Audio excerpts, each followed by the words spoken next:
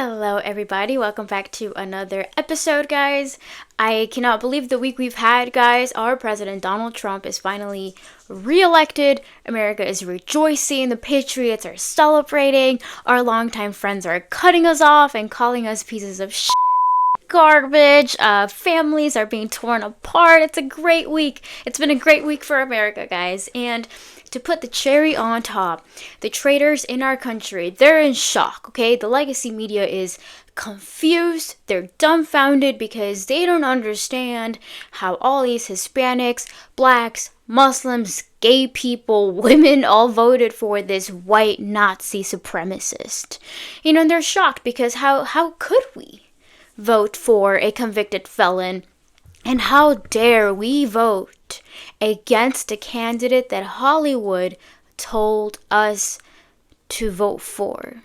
Turns out Americans would rather vote for an imperfect felon whose life was spared by the mighty God himself than to be ruled by a wicked, despicable Jezebel spirit who was incompetent, untalented, a shape-shifting woman who had no ideas of her own and would put women as a whole as an embarrassing category. I think we would lose more women's rights with this woman elected because, boy, that would have been embarrassing for us, okay? I don't think people realize how much was at stake in this election. I hear people say, it was a good game, I don't understand why politics has to be so divisive. Back in the day, we used to be able to talk about politics and still be friends. People these days are too darn sensitive, and it's like, well, let's back up a little bit because there's a reason why we have this division now. Back in the day, we used to be able to have two candidates that shared generally the same values, generally same or similar religious background, same or similar vision of America. And really what it boiled down to were their prescriptions on how to get there. This time around, we were experiencing a political and cultural climate that has been infiltrated severely by satanic forces. We saw the cultural rot that was happening everywhere. It was insanity. And now you had two parties that are so polarizingly different. Because say whatever you want about the Trump campaign, but his is closer. If you had to measure how far these two campaigns are from God, the campaign of Trump, it may not be perfect, but it's sure closer to the Lord than the Harris campaign. The Harris campaign was just straight up death. The Harris campaign was the party of death. The Harris campaign worshipped Hollywood. The Harris campaign worshipped the legacy media. The Harris campaign worshipped the self. That's why they're so obsessed with identity politics and your race and your sexual orientation and your sex. It's why Kamala lied about her entire identity. We look at the chronicles from Candace Owens, because they're just obsessed with the self. In the Harris dimension, women can chop off their healthy body parts and become men. Men can walk into women's spaces, into their locker rooms. We can sterilize children in Kamala's world. Abortion is worshipped. Baby killing is glorified. It depends on it. Without abortion, they had nothing, and that tells you a lot. And their open border policy, inviting crime, and millions of people, inviting more division, more racial conflicts, more racial tensions into this country. You can see that this is the party of death and destruction. And you look at the Trump campaign, you can say whatever you want. I know people have all these criticisms, whatever. But at least Trump stood for something good and something better than the Harris campaign. Trump stood on the fact that we need to close the borders. Trump campaign makes it clear that there's a distinction between men and women. The Trump campaign does not approve of the sterilization of children, of minors transitioning, of taking away parental rights. They do not agree that a baby at the 9th month can be aborted. Trump, whatever you say, he has leadership qualities, so he can at least lead to something better. Harris had nothing, no leadership qualities, and that's why we had so much in stake. It was cultural, it's spiritual. The significance of this election just cannot be overstated, because this was the election that marked the death of the power of the legacy media. This was the election that marked the dying influence of Hollywood. This was the election that exposed the satanic confederation that was ruling over this nation. And finally, this was the election that revealed God's hand, God's mystery, God's plan, God's mercy on us, and God's opportunity for Americans to repent and seek Him. I think people forget, us Americans, we forget that our elections don't just affect us. It affects other countries around the globe. Other people in other countries, they are on it to see who gets elected because it impacts them. And we forget that because we live in America. We're privileged where we don't have to be in a position where another country's elected candidate will impact us. We don't have to think about it that way. We forget that American news is top story in other countries because they depend on it. We're so privileged that we don't have to worry about that. So the president that we have, the president we elect, is not just important for us, it's important for the world because we are a world leader. And that's why it's so important, right? And now the question becomes, are we ready for a spiritual awakening that is happening? It's been happening, but this is just like the beginning, you know? So are we ready for that? Was President Trump spared by God, right? When President Trump got shot in Butler, Pennsylvania, I knew God's hand was there. I just do not believe it was a coincidence. I do not believe that it was luck. It had to be a miracle. And I knew I was going to vote for the guy prior, but him getting shot at and him miraculously surviving that became my confirmation that I was making the right choice. And I knew in that moment that this was bigger than you, than me, than Trump. I knew that this was about God. So let's go back to 2016 before I tie it all back together to Trump, okay? Because we don't always understand how God works until we look back in hindsight. 2016, I can look at that time and now in hindsight examine how God's hand was over the nation and how He was influencing the culture war. You know, even going back, way back, the churches for decades have gotten weak and rampant with religious spirits, okay? And it led people to just flee the church. I feel like I can speak for a lot of us, but a lot of us were hurt by religious people who had a religious spirit. We were hurt by people who were supposed to represent God. And it made us distant or even hate the idea of a God. And so we stopped going to church. Jesus sounded lame.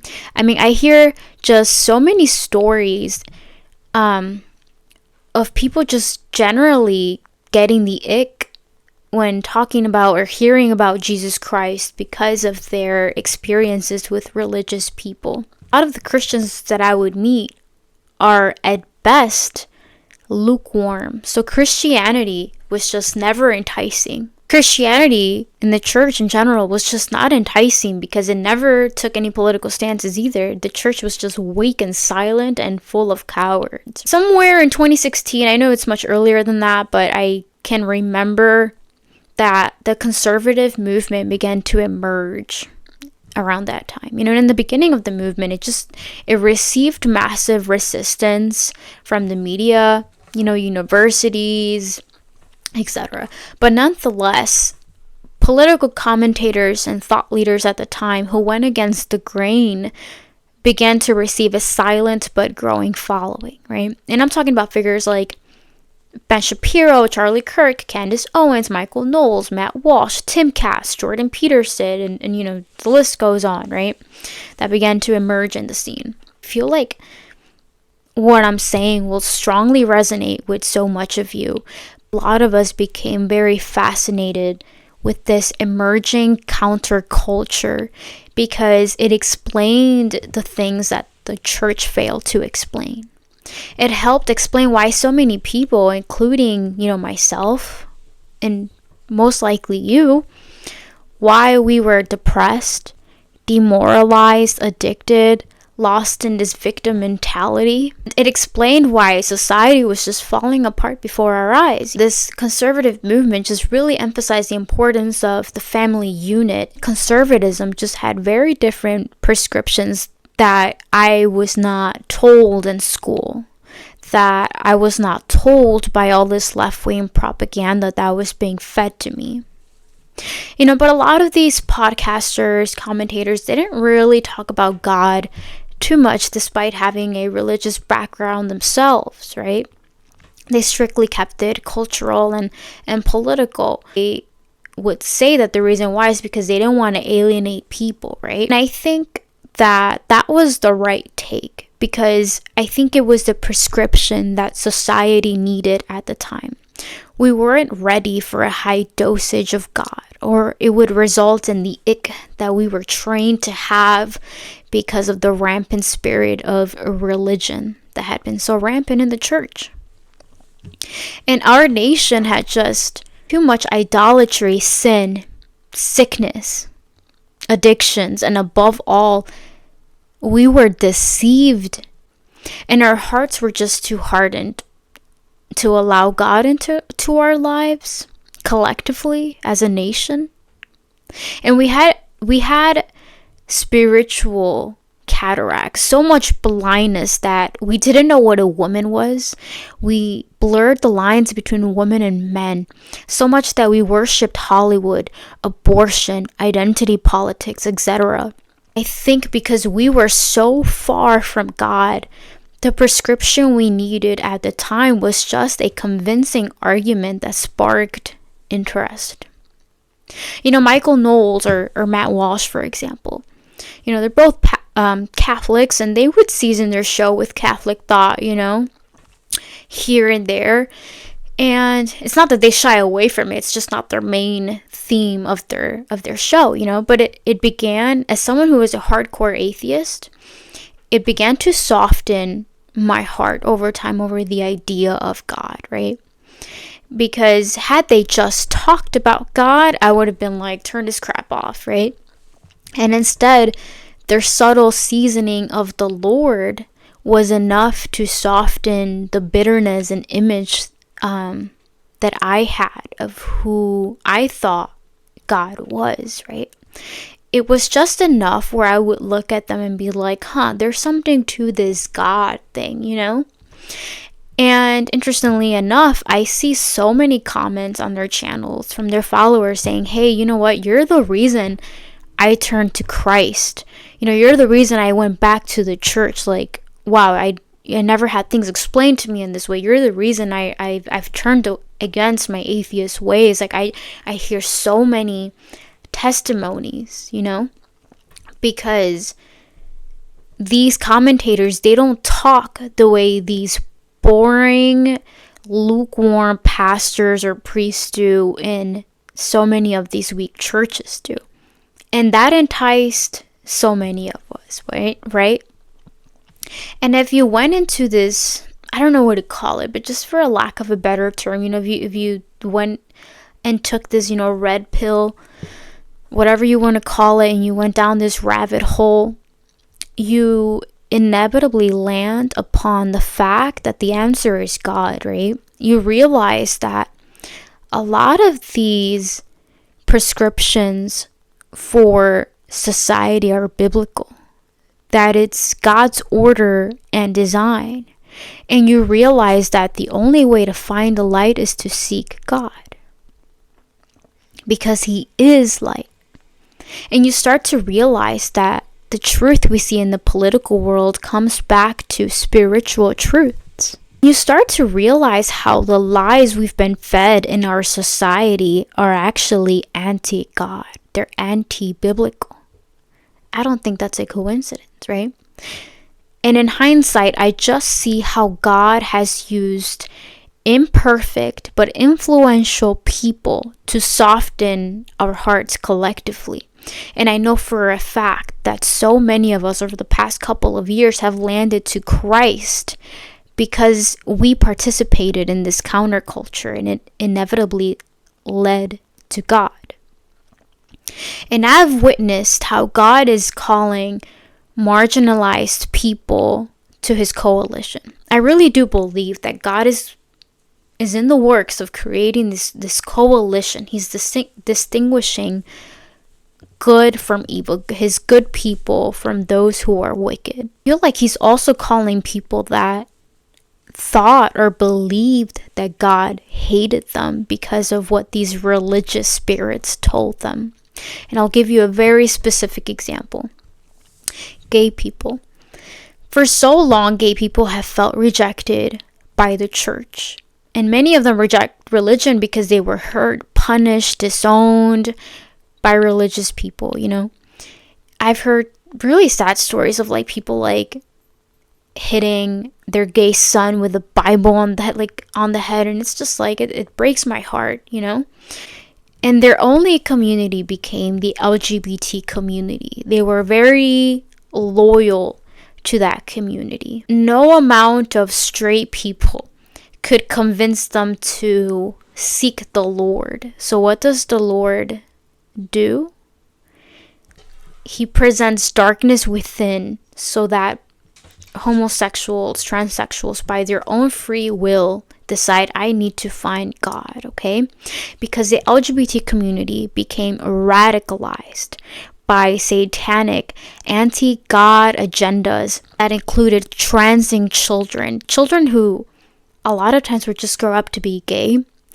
They had agendas that would sexualize children, indoctrinate them in schools, introduce pornography in children's libraries, so much that so many people in the gay community and even trans people were dumbfounded, shocked, and in disgust as to the very things happening in their own community that they had no choice but to leave the community. In fact, they were disowned by their own community that they so clung hard to. And they had no choice but to say to themselves, I need to be the light here because this is not right. And I've seen how God is using groups like Gays Against Groomers to fight against the satanic agenda. I sense that He is calling homosexuals to a higher purpose. Now, the debate, is homosexuality accepted, whatever, I can't speak to that, but I just know that He's calling homosexuals to Him. Homosexuals, transsexuals, and detransitioners to Him. When I gave a speech in a suburban school for Gays Against Groomers myself, the amount of Christian parents that were so thankful and loving towards me just really blew me away, because it was the first time I felt God uniting Christians and gay people together in that way. We had this common mission, we wanted to protect children.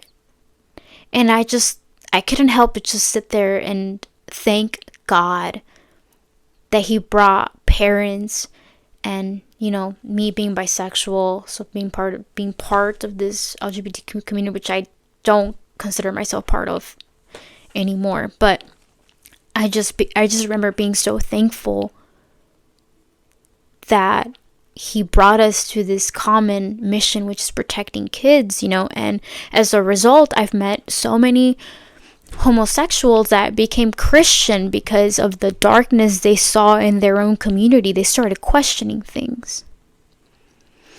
And how they reconcile with their homosexuality and God, again, that's a conversation for another day. But my point is, I see how he is guiding homosexuals back to him, back to his light, after the church and their own LGBT community treated them like garbage. And there's a theme here. God uses imperfect people that modern day Pharisees, lukewarm Christians, religious people cry out and say are not worthy of God. Now back to Trump. I do believe that God spared his life. And it frustrates me when people say, how can God have saved him? Don't you see he's a sinner? Look at all his past mistakes, his adultery, his divorces, his controversies. He's a felon, he's a resurrectionist, the list goes on. But it's like, when did God only come for perfect people? Did Jesus not call Matthew the tax collector to follow him and be his disciple? Think about St. Paul. Paul was associated with the Pharisees, and he ruthlessly persecuted Christians, and still God gave him a vision that would change his life. And he became a preacher, he planted churches, and he became one of the most influential leaders in the early Christian church. And you know why God gave him that vision? I don't know exactly, I'm never going to know his reasons why, but I believe one of them is the fact that Paul possessed passion and conviction towards something. He had so much conviction to persecute these Christians. But you know what God does? He uses people's strengths for his glory. God came for me at my most sinful, worst moment of my life. So why wouldn't he also show up for Donald Trump? He didn't spare his life because he's perfect. I don't know all his reasonings, again, because I'm not God, but I suspect he saw in Donald Trump an unwavering conviction and resilience to pursue the job, regardless of the persecution and the evil forces that try to get rid of him. What we're experiencing, guys, is this collective spiritual awakening. I think so many of us at the same time are feeling the sweeping hands of God. I don't think it's a coincidence that within the last 3.5 years, people are suddenly questioning the lies of the media. Hispanics and Black people have been waking up to the victim mentality that's been fed by the media and the Democratic Party. I don't think it's a coincidence that people have been calling out the Republican neocons. I don't think it's a coincidence that suddenly people are questioning what they're eating and what they're putting in their bodies. Suddenly people are distrusting and exposing Big Pharma. Russell Brand are becoming Christian. People are coming out of the new age. People are getting saved from witchcraft. I don't think it's a coincidence that all of these things has been happening within the last 3.5 years. It's like we're all experiencing at the same time this awakening. So why is it so hard to believe that Donald Trump is also with us experiencing this spiritual awakening? Why is it so hard to believe that God is sanctifying us? And we're not perfect because we came from a wretched, wicked generation. But God is amazing because he has so much mercy. And he is sanctifying us. So if you're expecting Donald Trump to be perfect, he's not going to be. I'm not even perfect, and I'm still on my journey with God. I'm still being sanctified. I'm still having demons cast out of me. I had demons cast out of me like 2 weeks ago. And I know I sound crazy. I would have never thought that was possible as an atheist. I would have been like, you're out of your mind. But I believe there are satanic forces at hand that have been holding this country hostage, holding the media hostage, holding Hollywood hostage. We've all been held hostage, and now we're being freed. And God will use whoever He can, regardless of how imperfect they are, to free us. When Trump got shot in Butler, Pennsylvania, I know he talked about God before, but I don't think he was as serious about it as he is now, because after he got shot, I saw a different Trump. I saw a more humble Trump. I saw someone who is now seeking God, and he's not perfect. But he's seeking. Recently, Ben Shapiro released this article. It's called "Trump Wins Thanks to God and Overall Meaning," and I think it's worth the read, because I think he makes a great observation. So I'll read a little bit of it. What makes Trump different is that he was built for this moment. There has been a lot of biblical comparisons for Donald Trump. Many people point out that King David had some pretty serious personal flaws, but he was beloved of God. But I have one, Noah. When the flood was coming, God found a man who could build an ark. A man who was, as God puts it in the Bible, Ish Tzadik Damim Haya Bedrotav. I'm butchering it, I'm sorry. A righteous man, complete in his generation. The commentators argue over what this means. Was he particularly good because he was righteous in a bad generation? Many commentators say no. Noah was built for his time. He was complete, a man in full, in his time. Donald Trump is built for this time. He has absorbed more punishment than any politician in modern history. That is no exaggeration. Twice impeached, 4 times indicted, fined tens of millions of dollars, almost shot in the head, then almost shot again. Shapiro then says, yes, Donald Trump has plenty of flaws. So did Noah. Check out the chapters after the flood. But when the flood is coming, you need a man who bucks the scriptures of a corrupt generation and builds a boat. Trump builds the boat. And America is not only going to survive the storms, America is going to rebuild once the waters recede. And the waters are now beginning to recede.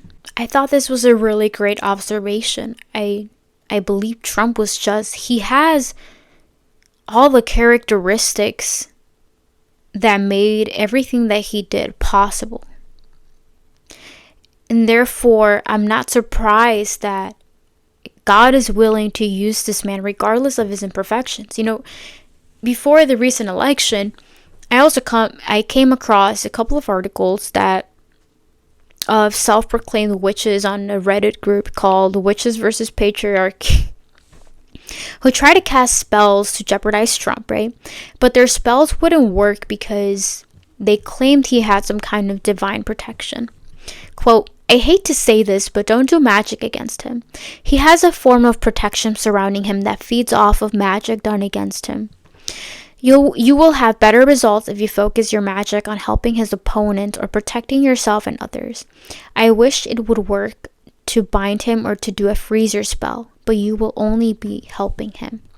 And ironically, so many of us have been praying for Trump and his family, and I think those prayers have been answered, and it's a testament of the power of prayer as well.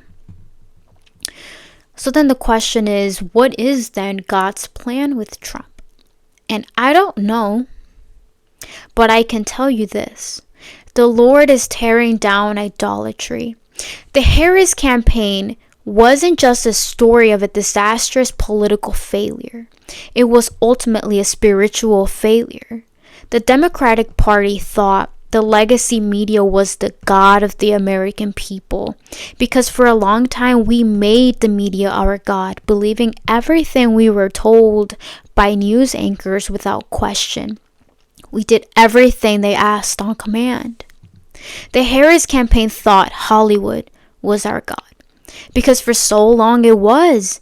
We followed all the celebrity trends. We became slaves to vanity. We cried. We fainted at pop stars' concerts because we elevated them to God status. We let them influence our purchasing habits, fashion, culture, politics. We would covet their successes and their lavish lifestyles. We would compare ourselves to these perfect individuals. And we rejected the only one who was perfect, which is Jesus Christ. And we were slaves to these false gods, and therefore we were susceptible to psychological and spiritual warfare.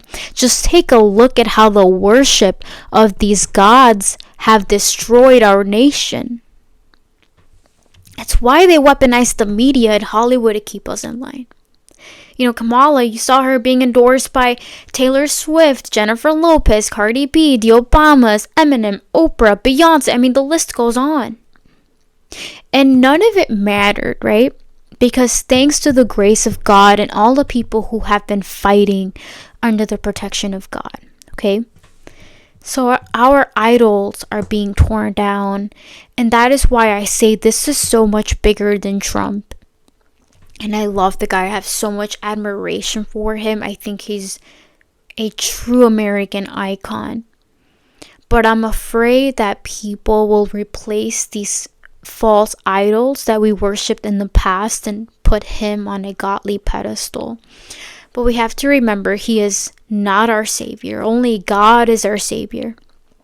Remember, Trump is a powerful leading instrument, but he's not the conductor of the orchestra. And we don't quite know yet how the song will play out. But we must keep our eyes on the conductor. It's the only way forward, and it's the only way we won't mess up the song. And I gotta say, I love our conductor because you just never know what direction his song will take you. I saw this really interesting post the other day that I think had a really great point. It says, God works in mysterious ways. It's quite possible that the best thing that has happened to America in decades was Biden stealing the 2020 election. Had Donald Trump won in 2020, he would have suffered an ineffective, COVID-plagued second term full of impeachments and resistance, and America would not have fully seen the lies, perfidy, and treachery of the Democrat media complex. Instead, we had 4 years of a Biden administration where all of the evil in the blob was laid bare for all to see. We learned how to stop the election cheating that Democrats have engaged in at least since the 1960 election. Over those 4 years, Trump was able to put together a plan for a renewed presidency, this time with the right people like JD, Vivek, Tulsi, Ellen, and RFK, instead of the deep state stooges he trusted last time. We are about to embark on an American revival that literally could not have happened had Trump won in 2020. Man, when I read that post, I had chills because it was just so real, and you don't realize how things happen for a reason until the time has passed and everything starts like making sense, you know? And I think unfortunately America just had to reap what it sowed because we were so deceived by these false gods, and these 3.5 years that we had was just the only way that our eyes would be open, you know, collectively. And sometimes God just has to allow us to sit in that darkness before we're like, okay, we've had enough. You know, many never-Trumpers became Trumpers during this season of America. Many people became believers in this season of America as well. And I think about it, if Trump had won back then, we would not have the badass coalition that is forming right now. RFK probably would have never endorsed Trump. He didn't endorse him last election, so we wouldn't have seen that. We wouldn't have the influence of RFK. Elon Musk probably wouldn't have purchased Twitter. Alternative media spaces wouldn't have blown up the way that they did had Trump won. And also, Trump would have not embarked on a spiritual journey that would also humble him and refine him had he not been almost shot in the head. And this is why it's just so remarkable because, guys, this isn't about us or Trump. This is about the testament of God.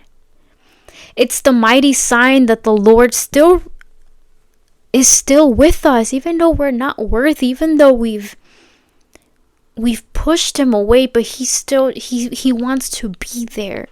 And this is the testament of how God works, how he chooses the most imperfect people to fulfill his will, because Trump was never a perfect figure. If you can recall back to the 2016 primaries, you remember just how rude, rowdy, crude Trump was, okay? So much that it alienated so many people, but also paradoxically is what attracted people to him like a magnet. You know, he had this unique in-your-face attitude combined with a deep love for his country. He has this like no BS mindset, and that's what led him to stardom. It's why so many of us, I think, resonated with him, because we too are just as imperfect as Trump, but we were just as hungry as Trump for a change. You look into his personal life, and the guy was not a saint by any means, but I'll say this: he is unapologetically authentic. He was spared by God because he was the only guy in this country, with all his imperfections, with even his non-perfect policies, that got us to where we are now as a nation, culturally and spiritually. And perhaps his near-death experience was God's plan to spark Trump also to go into the direction of God, to seek God just a few months before the election. I think now more than ever, more than his last two campaigns, he really had this wake-up call, like, oh my gosh, like, I need to seek God. And it's not a surprise that suddenly we see Trump posting prayers on his social media. He's had pastors and priests pray over this guy, you know? And, you know, you have Kamala Harris on the other hand, who we have someone shout, Jesus is Lord, and she's like, you know, you're at the wrong rally. I can't express just how obvious God is making it in terms of who you should have voted for, which side you should be on. It's just too obvious. Trump is the story of God's redemption, okay? It's a reminder that the Lord will bless whoever, regardless of their imperfections, those who have the courage to fight against evil. That's the story of Donald Trump, of an imperfect man with all his flaws, with all the skeletons in his closet. He could still look at evil in the eye. He can be persecuted, shot at, and he can still get up and yell fight. And that's all God needed. Okay? It's all God asks of us. We come to him broken, with all our flaws, our mistakes, our shame, but we come with a mustard seed of faith nonetheless. And that's all he needs. He looks at our major flaws and says, don't worry about it. Follow me and I'll take care of the rest. And that's why it's so important. We have to seek God in all things, because we'll start to remove our spiritual cataracts and see how God communicates with us. You know, when Trump was saved, it wasn't just God sparing him. I think I interpreted, you know, this image, this iconic image that will go in history books forever. It was a message to the coalition of God's people. And the message was, you need to persevere against persecution and you fight against evil with God. We cannot be the silent majority anymore. We can't move forward without the guidance of God. It's the only way forward. And it's the only way we're going to push back against the insanity that we have been subjected to. Remember Ephesians 6, chapter 6, verse 12. For we wrestle not against flesh and blood, but against principalities, against powers, against the rulers of the darkness of this world, against spiritual wickedness in high places. This is a spiritual battle. And remember, and this is why I say Trump is not our savior, because Trump is a testament that he could not have done this alone. He became president. His life was spared because the hand of God was over him. It was because of God that this was even possible, or he would be dead. So this is a reminder for us to repent, to seek God again, to tear down our idols, to get into the word, to defend the truth at all cost. And when our enemies tread on us, God will help us get up and we will yell fight. This is the quickest way our nation is going to recover. It's the quickest way the nation will be free of debt, the quickest way to prosperity. It's the quickest way we're going to be a shining example for other countries to follow. And I think it's fascinating too to examine like how imperfect Trump was, because it's a message to us too. Sometimes how many of us, back in 2016 when we would try to speak out, all these radical leftists would dig up your history. They would find anything on you. They would get you fired. They would persecute you. I mean, the persecution then was wild, right?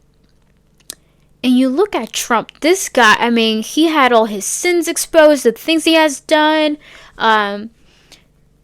They took him out of context. They tried to imprison him. They tried everything.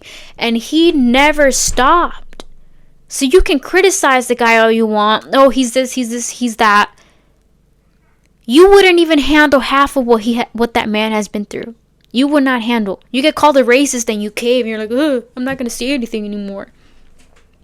But you want to come after Donald Trump? Like, no.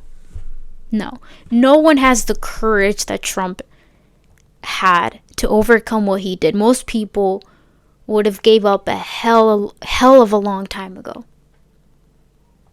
Most people would have given up a long time ago. It's a lot. People just think about it for a second, because I know we're indulged in our lives and our matters, but just take a couple of minutes and put yourself in Donald Trump's shoes, knowing that every news anchor is smearing you, taking things out of context, smearing your reputation. They're trying to imprison you. They're trying to go in through all your financial records, trying to find anything to throw you in jail, trying to find any little sin that they could possibly find to ruin your life. You wouldn't last. And that's the message that God is giving us. He's telling us, look at Trump. He's imperfect, but he persevered. Can you do the same? I'm asking you to do the same, because I promise you, when the silent majority decides not to be silent anymore, we will be persecuted. I'm hearing now, like, the people who have been coming out as Trump supporters for the first time, like, publicly, I hear so many of them saying, like, oh my gosh, I'm getting all these death threats. People hate me. I've been cut off. I can't take this. It's just too much for their mental health. So imagine Trump. Imagine how he feels. But this guy keeps going. He doesn't care. He keeps going because he has a goal in mind. Okay? So we don't have the resilience that this man has. And that's all God asks of us. He just asks for just a little bit of resilience, a little bit of balls. That's all he asks.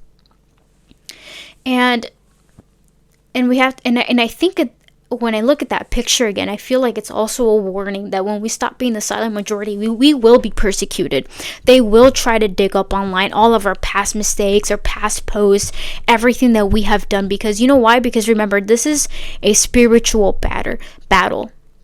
This is a spiritual battle. And if it's a spiritual world, you don't think these demonic forces are going to do whatever it takes to bring you down, to destroy this country, if America falls apart, it impacts so many other countries. That's why they're so hungry to destroy this nation. But so many of us, we lack the courage to fight. We're just so quiet. We don't have what it takes. We can't be lukewarm anymore. We have to be loud. We have to fight. And you know what?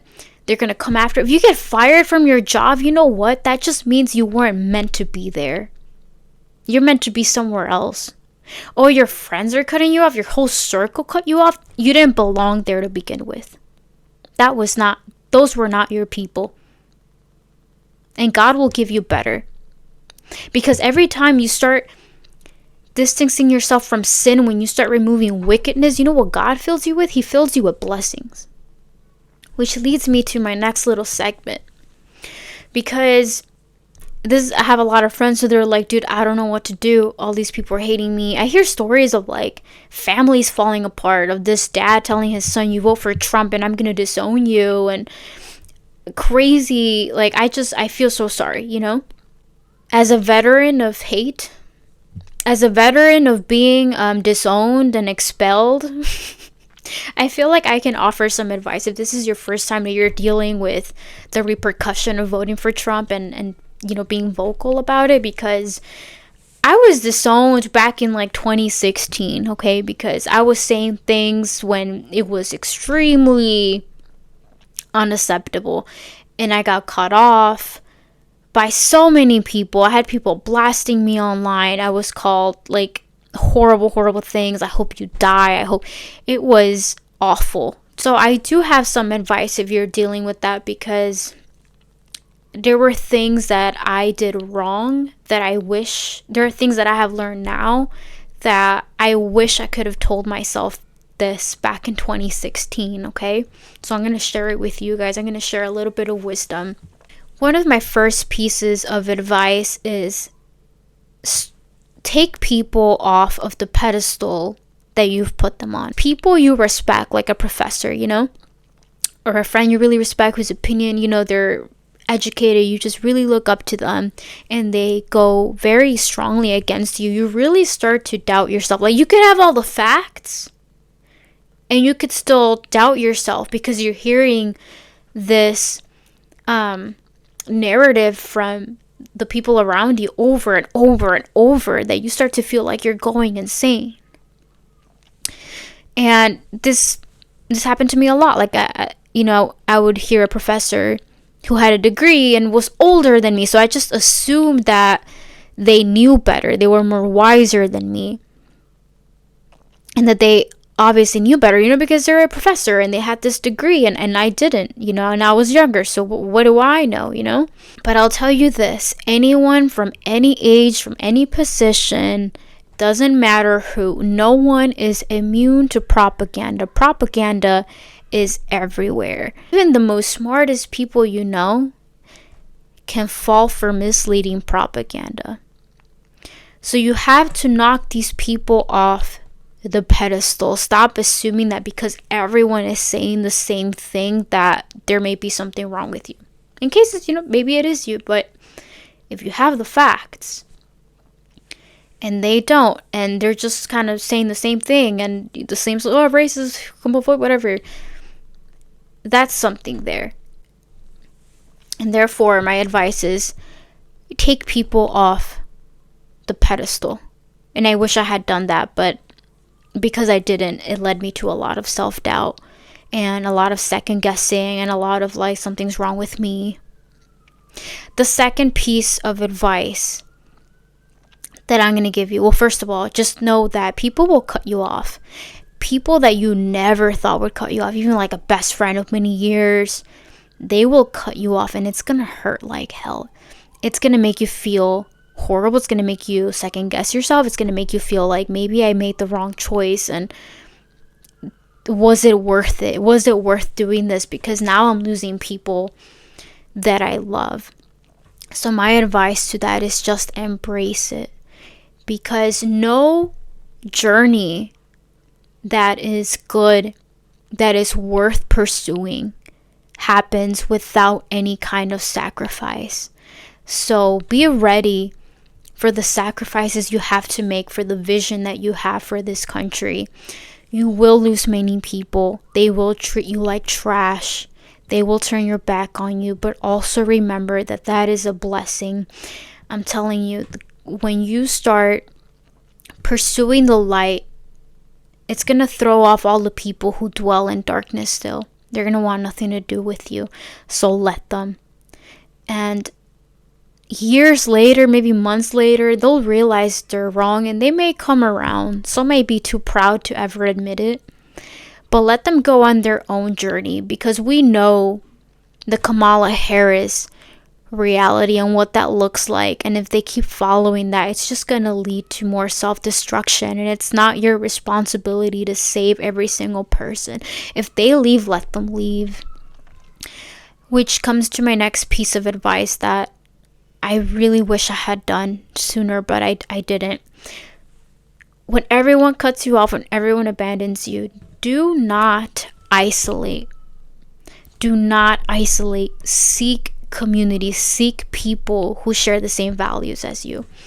Because I felt so rejected by everybody at the time, I was just like, I'm better off alone. I don't need anyone. I don't want friends. I'm good. Because I just kept getting cut off. Like every time I would make friends and I would grow to care so much about them, and as soon as they learn that I support Trump or that I don't believe that little girls should transition into boy, it was like, oh my gosh, you're this terrible human being. I want not, like, people would just completely shift their attitude towards me, and it led me to bitterness and resentment, and it just made me have this, I don't want anyone in my life anymore. And that this isolation led me to more depression, emptiness. It just led me more overthinking, more self-doubt, because I was just alone in my head with my own thoughts. So I had no one to keep me off my head, and you'll go insane if you don't seek community. So that's a piece of advice I can give you, is when you lose a group of friends, start making new ones. Find your people. And a lot of times, like from my experience, when I later did that, the people that I have met, the friends that I have now, because we share the same values and the same visions, like, they're so much better people. Like, it was a complete upgrade than the friends I had in the past. No offense, but God will remove things and then give you an even bigger blessing. So that's something to look forward to, okay? Another piece of advice that I'll share with you guys that I wish I had known back then is, do not let yourself be filled with resentment and bitterness towards other people. Because back in 2016, I was a hardcore atheist. So I could not look at things in a spiritual lens because I just did not have the mindset that I have now. So when people would attack me, come after me, I would hate them. I would be like, I hate people and I hate human beings. Human beings are so stupid. I will look at them with so much contempt and pity, and it led me to hate, and it made me a more divisive person because I'm like, fuck these people. I want nothing to do with them, and it led me to be a very mocking person. And just because I was seeing them and not understanding where they were at spiritually. Now that I'm a Christian, now that I believe in God, I don't look at them that way because, like I said earlier, I believe in demons. I believe that people have unclean spirits that need to be cast out. I believe in deliverance. These are things that I believe are really, really real because I had that experience with myself. I had demons that I had no idea I had, which I could talk about in another episode if you guys are interested. But when I look at people like screeching and reacting, and I just feel so sad for them now because they're not spiritually well, and I'm sure there's a lot of unclean spirits in them that are causing them to act out in rage, to be hateful. I don't think that's because that's not them. That's not how God designed them to be. There is spiritual depravity going on with them. And so now I don't take things personal. Now I pray for those who persecute me. I pray for those who insult me. I don't take it personal anymore. And even like up to this day, I still have to work on melting away my resentment and bitterness that I had built over the years because I didn't have that piece of wisdom, you know? I'm still working on that, but at least now when it happens in this present day, I don't look at them with the hate that I used to have before. Okay, so that's my piece of advice. Do not take it personal. These people are not spiritually well. People who think they're they, them. People who think that, you know, men can be women. Like they are spiritually blinded. They have not seen the light of the truth. So we have to be the light for them. Okay, so that, which leads to my other piece of advice. Do not attack them. And I know it's really hard. I know it's really, really hard when they call you a piece of shit and you're garbage, and like it gets under your skin and you want to talk back. But we have to be the light. I'm not saying you have to take it and just, but don't engage in it. Pray for them. We have to be the light because they are so desperate. They're demons that they have, The demonic forces that we don't see are so desperate to make people who are victims of psychological warfare and spiritual warfare to believe that God's coalition, is full of hate, racism, bigotry, sexism. They want to convince the people on the far left that we are evil when we're not. So we can't give these satanic forces that satisfaction. The people on the far left, they need salvation. The last thing they need is for us to act in a manner that reaffirms their belief and drives them further to the left, that drives them further into chaos and destruction and sin. That's the last. What we want to do is pull them in. And the only way we're going to do that is by being the light. Okay? In conclusion, I don't know what God's plan is with Trump, but I know he's leading us into the right direction. For all I know, Trump could die before his inauguration day, and maybe it's meant to wake up the American public and to stop being this silent, coward generation. I don't know. Anything can happen. But I just know that God is doing something. And therefore, you need to repent and start seeking him, because Trump can't do this on his own. He needs God, and then we also need to do our part with God to get this country back in order. Okay? And then, of course, and I'll finish off with this, my other piece of advice, we have to start praying for our leaders. Start praying for Trump every single night. Pray for him. Pray for his cabinet. Pray for the country. Pray for yourself. Pray for your friends. Pray for those who persecute you. Prayer is a powerful tool, and God listens to those who are faithful to him. So never forget to pray. Okay? Let's pray for this nation each and every single day, that we may restore it. Okay? Well, yeah, guys, thank you so much for joining my episode today, and I'll be back soon. Please subscribe to my channel.